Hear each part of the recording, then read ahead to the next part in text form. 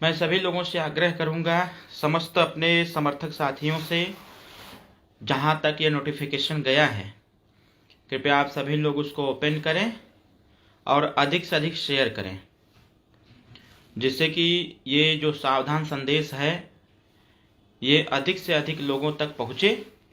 और आपसे मेरा विनम्र निवेदन है कि इसको जितना हो सके उतना शेयर आप करें। करूंगा समस्त अपने अधिक से अधिक लोगों तक पहुंचे।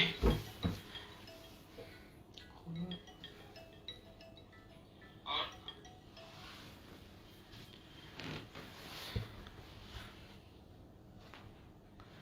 सभी लोग अधिक से अधिक जुड़ें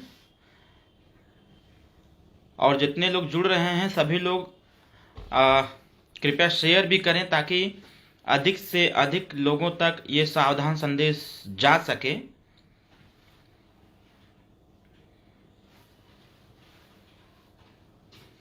मैं आग्रह करूंगा अपने सभी समर्थक साथियों से, जो मेरे पेज से जुड़े हुए लोग हैं या जो लोग भी फॉलो करते हैं, आप सभी लोग इस पेज को जो आज का ये लाइव है इसको आप शेयर करें ताकि प्रदेश में हर जगह ये संदेश जा सके।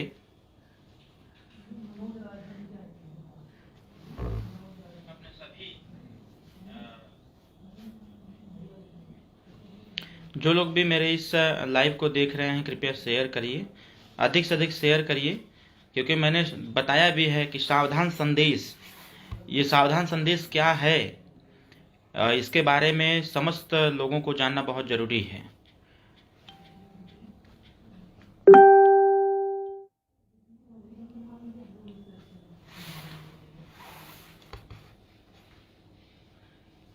आप सभी लोग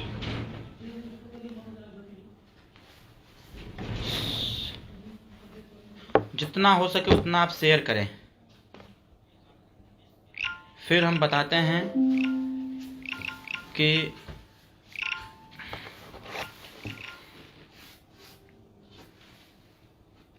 प्रदेश के समस्त जनपदों में जहां तक लोग हमको सुन पा रहे हैं या देख रहे हैं, कृपया आप शेयर करिए अपने अपने ग्रुपों में ताकि ये सूचना, ये संदेश अधिक से अधिक लोगों तक जाए।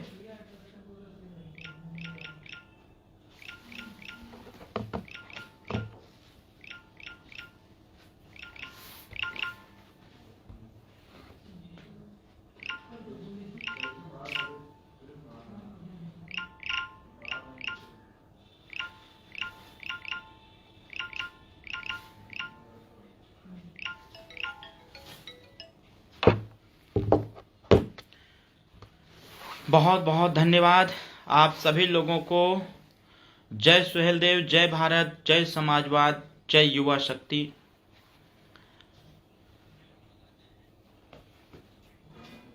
कल 3:30 बजे उत्तर प्रदेश में आचार संहिता लग चुका है। प्रचार प्रसार, रैली, जनसभा, ये सारे कार्यक्रम स्थगित हो गए हैं। आज हमारा कार्यक्रम कुशीनगर के खड्डा विधानसभा में था, वो स्थगित है। कल गाजीपुर के जखनिया और जंगीपुर विधानसभा में था, वो स्थगित है। 11 तारीख को जौनपुर मल्हनी विधानसभा में कैंसिल है, स्थगित है। 12 तारीख को जफराबाद विधानसभा स्थगित है। 13 तारीख को विधानसभा शिवपुर में बड़ा कार्यक्रम स्थगित है। 15 तारीख को असगरा विधानसभा स्थगित और 16 तारीख को सोनभद्र का कार्यक्रम स्थगित है, क्योंकि आचार संहिता लगते ही चुनाव आयोग ने निर्देश दिया है कि 15 तक के सारे कार्यक्रम स्थगित किए जाते हैं।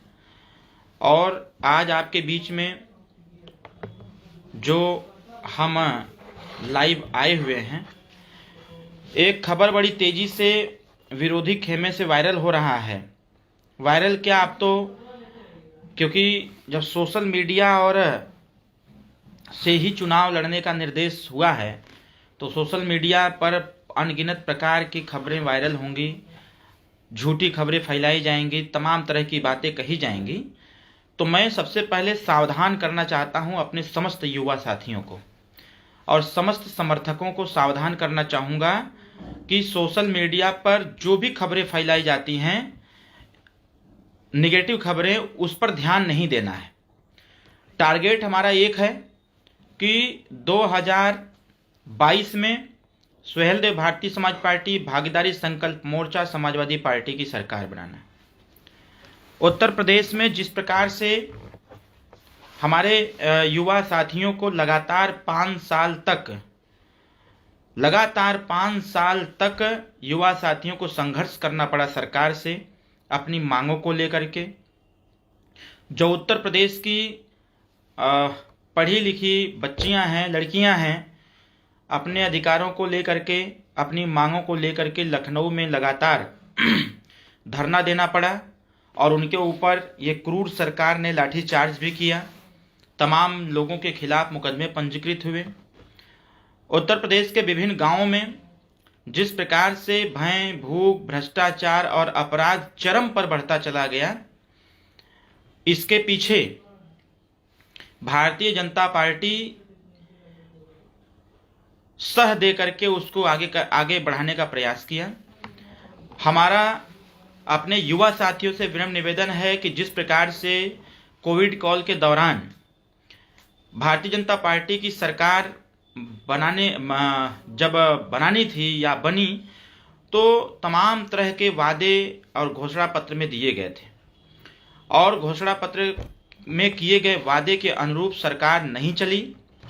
कोविड काल में जिस प्रकार से लॉकडाउन बिना प्रदेश और देश को सूचित किए लॉकडाउन किया गया, लॉकडाउन के दरमियान ट्रेन भी बंद कर दी गई, बसें बंद हो गईं, आवागमन बंद हो गया और फ्लाइट तक उन्होंने बंद कर दिया।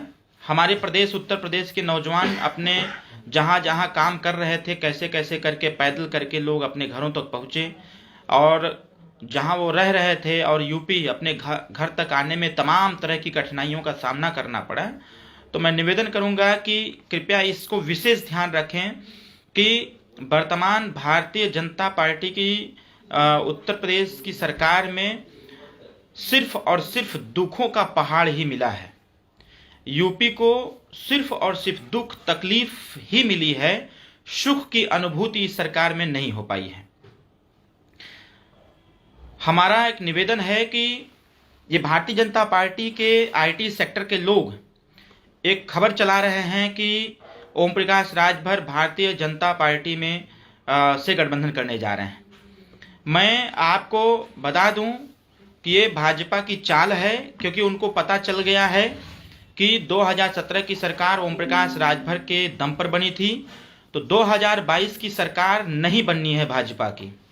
और क्योंकि हमारा गठबंधन समाजवादी पार्टी, भागीदारी संकल्प मोर्चा में सम्मिलित भागीदारी पार्टी पी, राष्ट्रोदय पार्टी, जनवादी पार्टी, महान दल, अपना दल कमेरावादी, जनता क्रांति पार्टी, भारत माता पार्टी, ऐसे छोटे छोटे जो दल हैं उनसे सुहेलदेव भारतीय समाज पार्टी, समाजवादी पार्टी का गठबंधन हुआ है। और इसी गठबंधन के तहत जो चुनाव कल आचार संहिता लगा है, इस चुनाव को हम लोग पूरी दमखम से लड़ेंगे और लड़ करके 2022 की सरकार भी हम लोग बनाएंगे। लेकिन जैसे जैसे ये उत्तर प्रदेश का चुनाव स्पष्ट होता जा रहा है कि सरकार किसके पक्ष में बनने जा रही है, जनता किसके पक्ष में मतदान करने का मन मिजाज बना रही है, वैसे वैसे भारतीय जनता पार्टी लगातार गलत मैसेज सोशल मीडिया के माध्यम से, इलेक्ट्रॉनिक मीडिया के माध्यम से उसको वायरल करने का प्रयास कर रही है। हमारा आप सभी लोगों से हाथ जोड़ करके निवेदन है कि भारतीय जनता पार्टी के किसी भी स्टेटमेंट पर ध्यान न दें। सुहेलदेव भारतीय समाज पार्टी ने 27 अक्टूबर 2021 को मऊ के हल्दरपुर के मैदान में जो औपचारिक घोषणा करके उत्तर प्रदेश से भारतीय जनता पार्टी का खदेड़ा करना चालू किया और एक नारा दिया कि जब तक भाजपा की उत्तर प्रदेश से विदाई नहीं, तब तक हम लोग कोई ढिलाई नहीं करेंगे। तो उसी प्रकार से मेरा आपसे निवेदन है कि उत्तर प्रदेश में बदलाव के लिए हर बदलाव, हमको न्याय चाहिए, हमको अधिकार चाहिए। इन सारे इशूज को लेकर के हम सभी लोग पूरी ताकत लगा के रखें। ये भारतीय जनता पार्टी अपने तोतों को भेज करके वो तमाम तरह की चीज़ें वायरल कराने का प्रयास करेंगे। मैं स्पष्ट अपने समस्त समर्थकों को बता दूं कि कोई कंफ्यूज ना हो, समाजवादी पार्टी की सरकार बनानी है। 2022 में सरकार बना करके उत्तर प्रदेश में जो व्यवस्थाएं आज हैं उसको बदलनी है ताकि समस्त जनता के साथ न्याय संगत कार्य हो सके। अभी इन्होंने एक बैनर लगाने का प्रयास किया था 2017 से लेकर के 2021 तक, ये दिखाने का प्रयास किया कि सपा के शासन में क्या था, भाजपा के शासन में क्या था। तो वो तो बात सही है कि फर्क साफ है। जो लिख रहे थे कि फर्क साफ है, तो मैं भी फर्क साफ बता दूं आपसे कि उत्तर प्रदेश में ये गठबंधन समाजवादी पार्टी और सुहेलदेव भारतीय समाज पार्टी भागीदारी संकल्प मोर्चा की सरकार क्यों बननी चाहिए, इसके लिए भी फर्क साफ है कि जिस प्रकार से शिक्षा मित्रों को 40,000 वेतन से 10,000 मानदेय पर लाकर खड़ा कर दिया और 5,000 शिक्षा मित्रों की न्यायिक हत्या कराई गई, ये भाजपा सरकार में हुआ है। दूसरी चीज की, जिस पार्टी के नेता द्वारा सरकारी कर्मचारियों की पुरानी पेंशन खत्म कर दी गई, ये भाजपा सरकार में हुआ है। भाजपा सरकार में 68,500 की नियुक्तियां, 69,000 शिक्षक भर्ती में जमकर पूरी धांधली हुई, जिसके लिए बच्चे धरने पर बैठे हुए थे, लगातार उनके ऊपर लाठीचार्ज किया गया। टेट और 16 ऐसी भर्ती जो परीक्षाएं रद्द हुई और उसमें पेपर भी लीक हुआ, वो भाजपा की सरकार में हुआ। इसी सरकार में किसान आंदोलन में लगभग 700 किसानों की शहादत हुई, ये भी भाजपा सरकार में हुई। इसी भाजपा सरकार में बलात्कार जो हाथरस की घटना थी, जिस बेटी को रात को पुलिस वाले मिलकर के 12 बजे अंतिम संस्कार करने का प्रयास किया, कर भी दिए, उस लड़की के माता पिता तक को भनक तक नहीं लगी। ये महिलाओं के लिए उत्तर प्रदेश की भाजपा सरकार में इस प्रकार का जघन्य अपराध हुआ। उन्नाव की बेटी, जिसके साथ भाजपा के विधायक, जो जैसा पब्लिक में मैसेज है, भाजपा में बच्ची के साथ जिस प्रकार से गैंग रेप हुआ, होने के बाद आज उसका पूरा परिवार खत्म हो गया और ये भी भाजपा के ही सरकार में हुआ। बच्ची को आज तक न्याय नहीं मिल पाया। कोविड काल में लाखों लोगों की मृत्यु हुई भाजपा सरकार में, दवाई उपलब्ध नहीं हो पाई, ऑक्सीजन उपलब्ध नहीं हो पाया, अच्छे ट्रीटमेंट नहीं हो पाए। ये तमाम तरह की चीजें जो पूरे प्रदेश की जनता ने झेलने का कार्य किया, ये भी भाजपा सरकार में ही हुआ। लॉकडाउन के दौरान हमारे करोड़ों करोड़ों नौजवानों का रोजगार चला गया, वो भी भाजपा सरकार में ही हुआ। 34 लाख वैकेंसियां पेंडिंग में पड़ी हुई हैं। ये सरकार झूठे दावे कर करके ये सिर्फ झूठ बोलने पर ही विश्वास करते हैं, झूठ काम करने पर विश्वास करते हैं। 34 लाख वैकेंसियां पेंडिंग में है भाजपा सरकार में। मेरा आपसे समस्त अपने समर्थक साथियों से निवेदन है कि ये भाजपा के लोग, मैं आपको बता दूं, आपको भी जानकारी होनी चाहिए, क्योंकि ये भारतीय जनता पार्टी के लोग बहुत ज़्यादा परेशान हैं लोग, और परेशानी इनकी होनी भी चाहिए। मैं आपको बता दूं स्पष्ट तरीके से कि ये भारतीय जनता पार्टी के लोग सदैव प्रयास में हैं, लगातार लगे हुए हैं कि किसी प्रकार से भागीदारी संकल्प मोर्चा से गठबंधन हो जाए। और इनको पता चल गया है कि उत्तर प्रदेश में अब भाजपा वापस नहीं आने वाली है, क्योंकि जनता ने स्वतः खदेड़ा करना चालू कर दिया है। अभी 4 दिन पहले उन्नाव में ही एक घटना घटित हुई थी, जिसमें एक किसान ने बीजेपी के विधायक को 2 झापड़ लगाया था। वो बैठ के प्रेस कॉन्फ्रेंस कर रहे थे कि नहीं, ये ऐसा कोई बात नहीं थी, कोई समस्या नहीं थी। तब तक प्रेस कॉन्फ्रेंस में ही लगा गाली देने, जो किसान नेता थे लगे गाली देने। तो ये कुल मिलाकर के बीजेपी के नेताओं से जनता त्रस्त चुकी है, बीजेपी के व्यवहार से जनता त्रस्त चुकी है, बीजेपी के कार्य से जनता त्रस्त चुकी है। जिस प्रकार से वर्तमान सरकार में महंगाई चरम पर है, यह महंगाई जो चरम पर है, इस महंगाई में आप स्वतः देख लें, जो गैस सिलेंडर 385 रुपये का मिलता था, वो गैस सिलेंडर इस समय 1,000 रुपया मिल रहा है। जो डीजल 52 रुपये 55 रुपये मिलता था, आज वो 97 रुपये मिल रहा है। जो पेट्रोल उस समय 65-70 रुपया मिलता था, आज वो 100 रुपया के पार हो गया है। अभी बिजली का जो रेट है प्रति यूनिट 7 रुपया 8 रुपया था, वो महंगाई देख लीजिए। जब बीजेपी हम लोगों ने घोषणा पत्र में जारी किया कि 300 यूनिट बिजली हम लोग उत्तर प्रदेश में समस्त लोगों को निःशुल्क देंगे, तो भाजपा ने तत्काल चाल चलते उन्होंने कहा कि आधा रेट कर दिया। तो ये ज्वलंत उदाहरण इसका है कि पूर्व में जिस प्रकार से पेट्रोल डीजल को लेकर के पूरे देश में हाहाकार मचा था, उपचुनाव हुए, भाजपा उसमें बुरी तरह से हार गई। हारते ही उसने 12 रुपया डीजल का दाम कम कर दिया। तो ये साफ जाहिर है कि उत्तर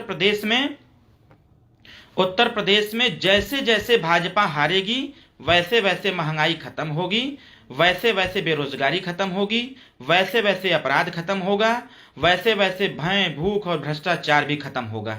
सबसे ज्यादा भ्रष्टाचार उत्तर प्रदेश में अगर हुआ तो भारतीय जनता पार्टी की सरकार में हुआ। इस चीज को सरकार बदलते ही बताया जाएगा कि भ्रष्टाचार की जननी कहां से थी और भ्रष्टाचार को बढ़ावा कहां से दिया जा रहा था। ये सारी चीजें आने लगेगी सामने, ये सारी चीजें स्पष्ट होने लगेंगी। मेरा आप सभी लोगों से निवेदन है कि उत्तर प्रदेश में जिस प्रकार से आज पुलिस प्रशासन डिप्रेशन में का शिकार होते मिल रही है, कहीं न्याय संगत कार्य नहीं हो पा रहे हैं, क्योंकि पुलिस तो सबके साथ न्याय करने का प्रयास करती है, लेकिन पुलिस की समस्याओं के साथ न्याय नहीं हो पाता है। हम लोगों ने तय किया है कि 22 की सरकार बना करके समस्त वर्गों, समस्त लोगों का सहयोग लेकर के 22 की सरकार बनाई जाएगी और पुलिस के भी साथ न्याय करते हुए उनके सारे मांग को पूरा किया जाएगा। हमारे युवा साथी जो उत्तर प्रदेश में बेरोजगार हैं, उनके रोजगार को हमारी योगी और मोदी की सरकार ने छीनने का कार्य किया। ऐसे जो बेरोजगार युवा साथी हैं उनको उत्तर प्रदेश में ही रोजगार सृजित करते हुए उनको यहीं पर रोजगार दिया जाएगा, ताकि हमारे प्रदेश के नौजवान गुजरात, महाराष्ट्र, पंजाब, चंडीगढ़ यहाँ पर काम करने के लिए न जाएं। वो अपने प्रदेश में रह करके अपने प्रदेश में काम करेंगे, अपने प्रदेश का विकास करेंगे। हम सभी लोग एक साथ मिल करके उत्तर प्रदेश को उत्तम प्रदेश बनाने का पूरी योजना बनाई जाएगी, पूरा कार्य किया जाएगा ईमानदारी और निष्ठा के साथ। तीसरी चीज कि जिस प्रकार से उत्तर प्रदेश में आज वैकेंसियों पर प्रतिबंध लगा हुआ है, तमाम विभाग की वैकेंसियां पेंडिंग में पड़ी हुई हैं, संविदा कर्मचारियों को निकाल दिया गया और तमाम तरह की प्रताड़ना हमारे लोगों को झेलना पड़ा।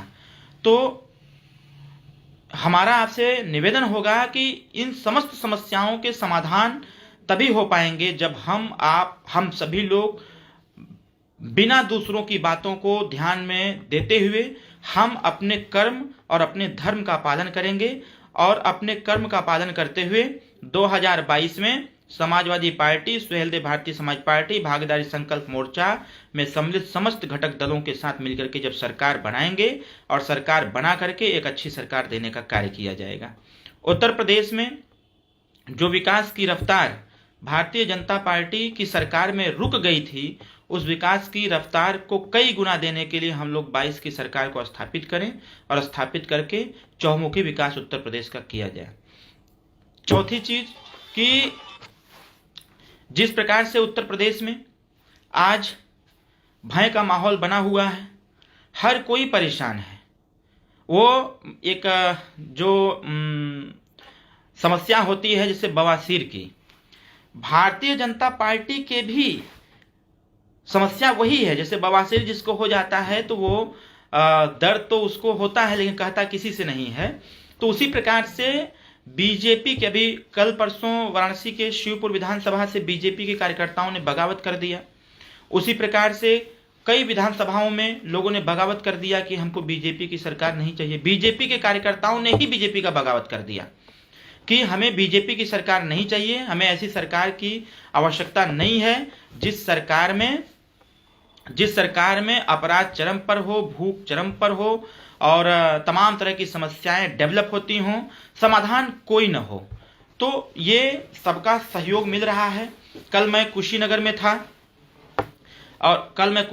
था। कुशीनगर में बहुजन समाज पार्टी के तमाम समर्थक सुहेलदेव भारतीय समाज पार्टी ज्वाइन किए।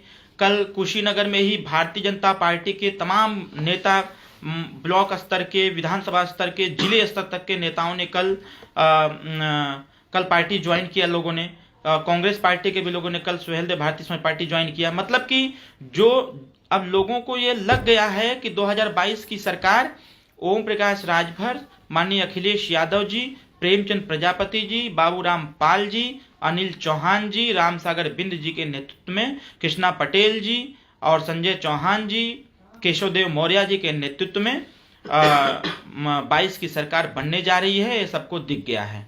क्योंकि जब आंधी तूफान आना होता है तो माहौल पहले से बनने लगता है।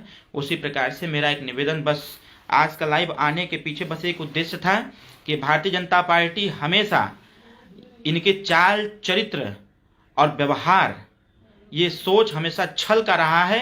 इन्होंने 2017 में हमारे साथ छल किया, हमारे समाज के साथ छल किया, बनारस में आरक्षण का नारा दे करके समाज को इकट्ठा किया और आरक्षण आज तक नहीं मिल पाया। ये आरक्षण गोल गोल गोल गोल लोग घुमाते रहे और आचार संहिता भी लग गया, आरक्षण की घोषणा हो नहीं पाई।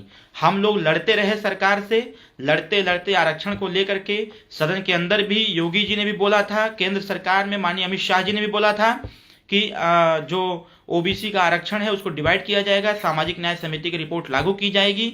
सदन के अंदर जो आज महाराज हैं हमारे योगी महाराज जी, उन्होंने भी बोला था कि लोकसभा चुनाव के 6 महीना पहले सामाजिक न्याय समिति की रिपोर्ट लागू कर दी जाएगी और आरक्षण का डिवाइडेशन कर दिया जाएगा। आज फिर से चुनाव 2022 का आ गया, लेकिन आरक्षण पर किसी प्रकार का सुध लोगों ने लेने का कार्य नहीं किया। माननीय श्री ओम प्रकाश राजभर जी सदन के अंदर जब भी खड़े हुए तो आरक्षण को लेकर के सदैव अपनी बात रखने का प्रयास किए और सदैव अपनी बात रखते रहे कि आरक्षण में पूछते भी रहे। अभी पूर्व में जो सदन शीतकालीन सत्र चला था उसमें भी माननीय नेताजी ने स्पष्ट तरीके से बीजेपी सरकार से पूछे कि भाई आप बताओ कि आपने कहा था कि लोकसभा चुनाव के 6 महीना पहले हम आरक्षण लागू कर देंगे, फिर क्या हुआ।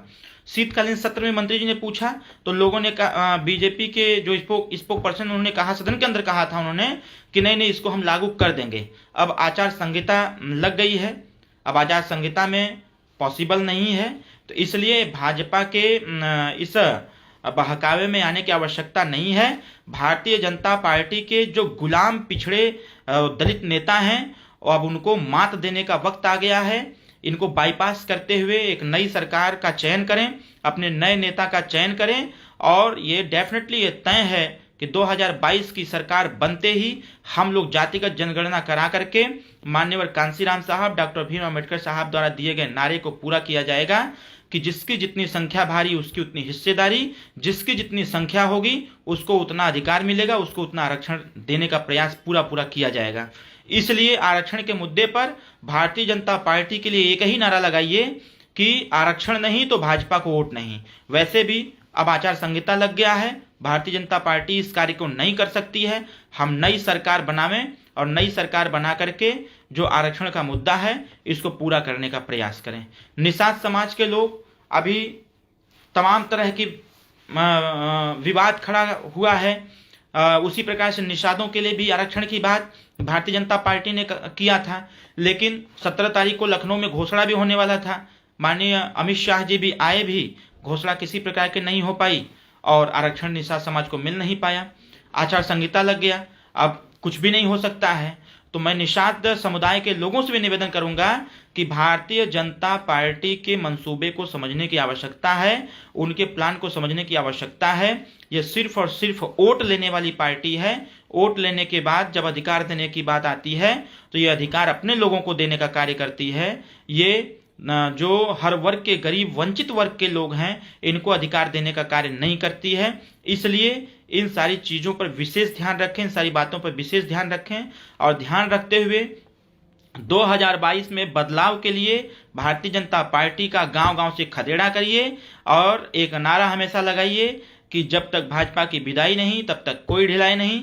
2022 में माननीय अखिलेश यादव जी, माननीय श्री ओम प्रकाश राजभर जी, माननीय प्रेमचंद प्रजापति जी, बाबूराम पाल जी, अनिल चौहान जी, राम सागर बिंद जी, कृष्णा पटेल जी और केशवदेव मौर्य जी और संजय चौहान जी के हाथों को मजबूत करते हुए 2022 की सरकार बनाई जाए और उत्तर प्रदेश से भाजपा को भगाया जाए। इस सरकार में न्याय संगत कार्य होने वाले नहीं हैं। अगर कार्य होते तो लखनऊ में हमारे नौजवान साथियों के साथ अभद्र व्यवहार नहीं होता, लखनऊ में हमारे जो पढ़ी लिखी लड़कियां हैं उनके ऊपर लाठी चार्ज नहीं होते और जो बेचारे बेरोजगार हमारे नौजवान साथी हैं वो दर दर की ठोकरें नहीं खाते। इसलिए मेरा बार बार निवेदन है कि भारतीय जनता पार्टी के द्वारा फैलाए जा रहे झूठ से बचिए, फैलाए जा रहे अफवाह से बचिए और कॉन्सेंट्रेट होकर के पूरा एकाग्र होकर के सुहेलदेव भारतीय समाज पार्टी और समाजवादी पार्टी की सरकार बनाइए। भारतीय जनता पार्टी की बातों पर कोई ध्यान मत दीजिए। इनका काम है हाथी मगन चाल में चलती है, कुत्तों का काम है भौंकना, तो कुत्ते भौंकते रह जाते हैं। हम अपने मगन चाल में चलते चलते 2022 की सरकार को स्थापित करें और स्थापित करके चौतरफा विकास करते हुए उत्तर प्रदेश को उत्तम प्रदेश बनाने का संकल्प लें। मैं फिर रिपीट करता हूं कि हाथी अपने मगन चाल में चलती रहती है, कुत्ते भौंकते रहते हैं। तो उन कुत्तों पर ध्यान मत दीजिए, आप हाथी की तरह मगन चाल में चलते रहिए और दिमाग में बैठाते रहिए कि उत्तर प्रदेश में खदेड़ा करना है तो साइकिल का छड़ी का बटन दबाना है। साइकिल और छड़ी का बटन दबाते हुए 2022 की सरकार को स्थापित करिए। मैं फिर एक बार निवेदन करूंगा कि भारतीय जनता पार्टी के अफवाह से बचिए। उनके द्वारा अभी तो शुरुआत किया है लोगों ने, अभी अनगिनत प्रकार के अफवाह फैलाएंगे, इस पे कभी ध्यान मत दीजिएगा। मैं वही उदाहरण फिर से दूंगा आपको कि हाथी अपने मगन चाल में चलती रहती है और कुत्ते भौंकते रहते हैं। कुछ कुत्ते भौंकते रहते हैं, बाकी तो सब खड़ा होकर देखते रहते हैं कि वो सही जा रहा है, जाने दिया जाए, लेकिन कुछ कुत्ते भौंकते रहते हैं। तो कुत्तों पर ध्यान मत दीजिएगा, अपने मगन चाल की तरफ ध्यान दीजिए। 2022 की सरकार को स्थापित करने पर ध्यान दीजिए और अपने जो भी हमारे साथी हमारी बात सुन रहे हैं, अपने अपने गांव में प्रचार प्रसार जारी रखिए, क्योंकि अब रैली जनसभा नहीं होंगी, अब वर्चुअल रैली होगी, वर्चुअल जनसभा होगी, इसी तरह फेसबुक पर आकर के संबोधन होंगे, सारी चीजें होंगी। तो जो भी बातें, जो भी चीजें अब तक माननीय ओम प्रकाश राजभर जी जिन मुद्दों की चर्चा करते चले आए हैं, उस पर विशेष ध्यान देते हुए 2022 में समाजवादी पार्टी, सुहेलदेव भारतीय समाज पार्टी, भागीदारी संकल्प मोर्चा की सरकार बनाने के लिए आप जिस गांव में निवास करते हैं, अपने गांव में प्रचार प्रसार चालू करिए और संकल्प लीजिए कि भारतीय जनता पार्टी का उत्तर प्रदेश से खदेड़ा कर देना है। मैं फिर उदाहरण दूंगा वही वाला कि हाथी अपने मगन चाल में चलती रहती है और कुछ कुत्ते ज्यादा नहीं, कुछ कुत्ते भौंकते रहते हैं। बहुत बहुत धन्यवाद। मैं आप सभी लोगों का आभार प्रकट करता हूं, बधाई देता हूं। और ये जो लोकतंत्र का जो पर्व हमारे बीच में, जिस पर्व की घोषणा कल हुई है, उस पर्व को बाकायदे इत्मीनान से और निष्पक्ष तरीके से उस पर्व में सहयोग करते हुए हम इसको आगे बढ़ाएंगे। इसको सह सम्मान और निष्पक्षता पूर्वक इसको हम सफल बनाने का प्रयास हम सभी लोग मिलकर करेंगे। और बस एक निवेदन कि 2022 में बदलाव करनी है और 2022 में भारतीय जनता पार्टी का खदेड़ा कर देना है।